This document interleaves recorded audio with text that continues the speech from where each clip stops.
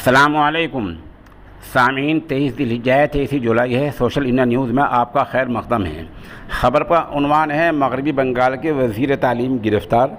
ये गिरफ़्तारी हुई है पार्थ चटर्जी की। इल्ज़ाम ये है कि उन्होंने वज़ीर तालीम रहते हुए भर्ती में और तालीम के दूसरे काम में कोई बड़ा घोटाला कर लिया है। उस घोटाले के इल्ज़ाम में आज सुबह शनिचर के दिन उनकी गिरफ़्तारी हुई है। गिरफ़्तारी कैसी वो भी आपको बतला दें।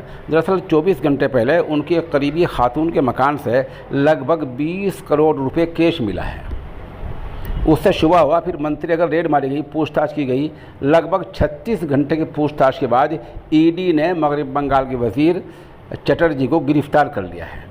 उन्होंने गिरफ़्तार के वक्त सेहत का हवाला दिया तो 2 डॉक्टर मौके पर आ गए, फिर उनको मेडिकल ले जाएगा, मेडिकल कराया गया। बहरहाल अभी ईडी ने गिरफ़्तारी की है और अभी दायरा आकार लंबा भी हो सकता है।